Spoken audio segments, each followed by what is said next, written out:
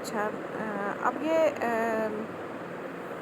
तो parietal cell हो गए HCl रिलीज़ करते हैं। दूसरे जो सेल्स स्टमक की वॉल के अंदर सब म्यूकोसल वॉल में मौजूद होते हैं वो चीफ सेल कहलाते हैं। ये एक एंजाइम रिलीज़ करते हैं पेप्सिनोजेन।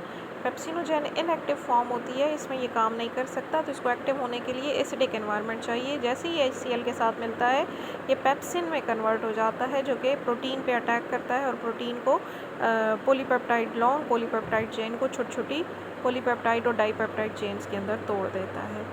तीसरे जो सेल्स इसके अंदर स्टमक की वॉल के अंदर बहुत ज़्यादा हैं वो कहलाते हैं म्यूकस सेल्स, और इनका काम स्टमक की अंदर की वॉल पे म्यूकस की कोटिंग करना है ताकि जो HCl है या जो पेप्सिन है वो स्टमक की वॉल को ख़राब ना करे और उसको जो है वो कोरोड ना करे। ठीक है, प्रोटेक्शन के लिए होता है।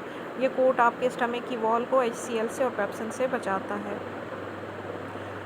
अब एसोफेगस, वो यहाँ पे लिखा हुआ है कि एसोफेगस के अंदर म्यूकस की लेयर कम होती है, इसलिए जब कभी आपको वॉमिटिंग होती है तो बर्निंग सेंसेशन महसूस होती है, जलन होती है गले में और चेस्ट में। वो इसी वजह से है कि वहाँ पे जो आपके स्टमक से वॉमिटिंग के दौरान मटेरियल ऊपर आता है वो चूँकि एसिडिक होता है तो वो आपके एसोफेगस को डैमेज करता है, वहाँ पे एसिडिटी की वजह से जलन महसूस होती है।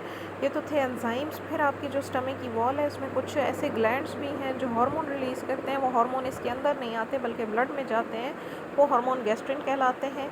वो इन सारे एंजाइम्स को एक्टिव करने में रोल प्ले करते हैं, इंटेस्टाइन के और स्टमक के एंजाइम्स को।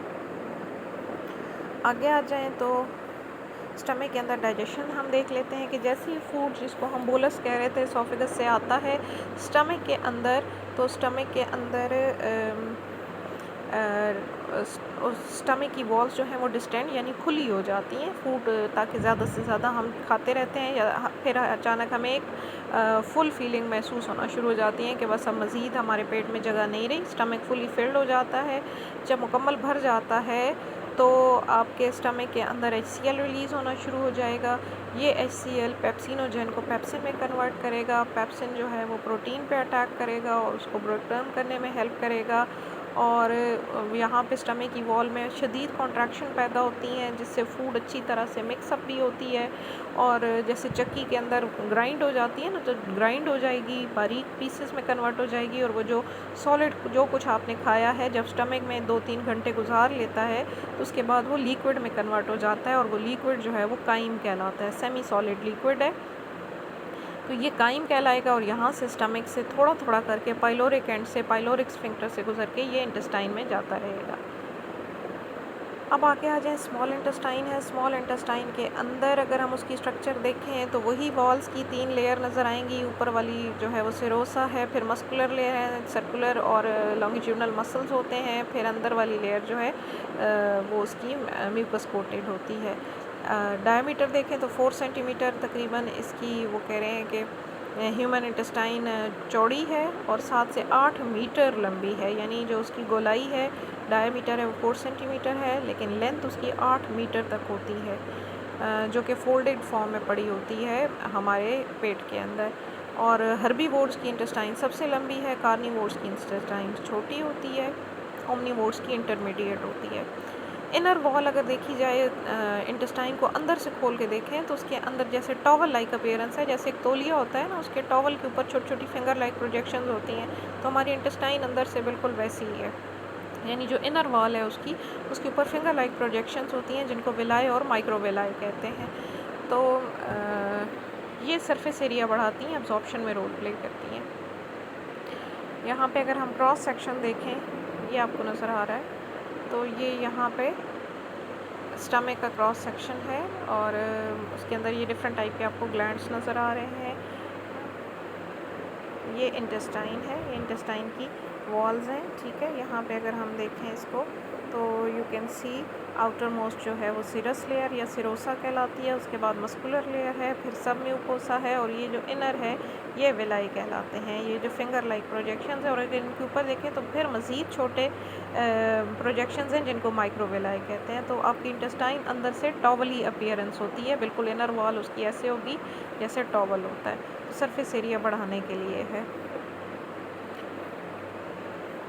इंटेस्टाइन को देखा जाए तो उसको 3 हिस्सों में डिवाइड किया जाता है। पहला हिस्सा ड्यूडिनम है, जियोडिनम है और इलियम है। ठीक है, पहला पार्ट ड्यूडिनम है जो कि स्टमक से जुड़ा होता है। ड्यूडिनम के अंदर अगर हम देखें तो you can see here in this diagram,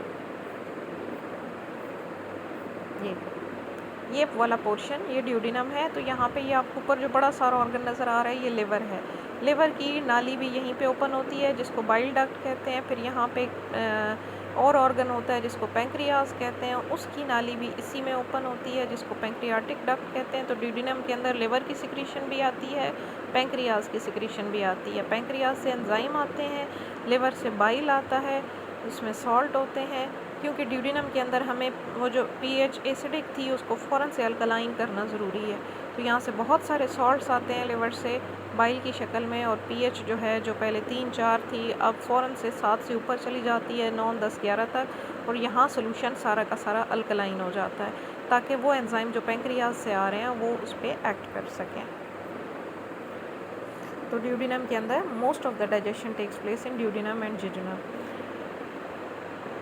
इसकी अपनी वॉल के अंदर भी एंजाइम मौजूद होते हैं, एंजाइम सिक्रीट होते हैं कुछ ग्लैंड्स के सेल से, फिर पैंक्रियाज से भी आते हैं और बाइल भी आती है। तो नेक्स्ट जो है हमारे पास अगला पार्ट जहाँ ड्यूडिनम ख़त्म होती है उससे अगला पार्ट जेजुनम कहलाता है, और उससे अगला लंबा पार्ट जो है वो इलियम कहलाता है। अब डाइजेशन होने के बाद जो फूड प्रोडक्ट जो कुछ कार्बोहाइड्रेट प्रोटीन खाया था वो कन्वर्ट हो चुका अमाइनो एसिड्स में, शुगर्स में और फैटी एसिड्स में, ठीक है। और अगर कोई डीएनए वगैरह था या कुछ बाकी चीज़ें थी तो न्यूक्लियोटाइड्स, ग्लिसरोल्स वगैरह आपको मिलेंगे। जेजुनम और इलियम में एब्जॉर्प्शन का प्रोसेस शुरू हो जाता है। इनकी वॉल्स के अंदर ब्लड कैपिलरीज होती हैं, ठीक है, यहाँ इंटेस्टाइन की वॉल के अंदर, और सारी ये फूड उसमें एब्जॉर्ब हो जाती है सिवाय फैट्स के। फैट्स इसमें एब्जॉर्ब नहीं हो सकते। अगर हमें इस एक विलाई, ये जो विलस आपको नज़र आ रहे हैं, बहुत सारे विलाए नज़र आ रहे हैं, अगर एक विलस को हम खोल के देखें तो ये आपको वो टॉवल की एक फिंगर लाइक प्रोजेक्शन नज़र आ रही है। इसके अंदर you can see the blood supply, ये जो बारीक वाले पाइप्स हैं these are the blood capillaries, और दरमियान में आपको एक मोटी सी वाइट कलर की ये यहाँ पे एक पाइप नज़र आ रहा है, इसको हम लेक्टील कहते हैं। ये लिम्फेटिक वेसल होती है, फैट इसमें ट्रांसपोर्ट होते हैं जबकि बाकी फूड पार्टिकल्स इस ब्लड की सप्लाई में ट्रांसपोर्ट होते हैं। मूवमेंट ऑफ फूड अगर देखें तो स्टम इंटेस्टाइन के अंदर से यहाँ से खुराक जा रही है हज़म होने के बाद, यहाँ से इसने एंटर होना है इस विलाई के अंदर, तो that is due to some ATPs pump, यानी एटीपी की मौजूदगी में बाहर से अंदर की तरफ शुगर्स और प्रोटीन्स जो हैं वो ब्लड कैपिलरीज में मूव कर जाते हैं। रह गए fatty acids. Fatty acid direct enter नहीं होते ब्लड में, बल्कि पहले जो हैं वो यहाँ से एंटर होते हैं एपिथेलियल सेल्स में, यानी इंटेस्टाइन की वॉल से ये एंटर हुए यहाँ सेल्स में, वहाँ से ये एंटर हो जाते हैं सेलेक्टिव के अंदर, ठीक है। जब एपिथेलियल सेल में एंटर होते हैं तो फैट्स ग्लिसरॉल के साथ अटैच होकर ट्राइग्लिसराइड्स बना देते हैं। ये ट्राइग्लिसराइड्स छोटे छोटे कतरों की शक्ल में कन्वर्ट हो जाते हैं, छोटे छोटे ड्रॉपलेट्स में कन्वर्ट हो जाते हैं, उनको काइलोमाइक्रॉन्स कहते हैं। ये काइलोमाइक्रॉन्स जो हैं ये लैक्टील में एब्जॉर्ब हो जाते हैं and then pass into the lymphatic system, और ये लिम्फेटिक सिस्टम फाइनली जाके ओपन ड्रेन होता है सुपीरियर वीना केवा के अंदर, और ब्लड में चला जाता है सारा कुछ जो यहाँ से वो लेके जाता है।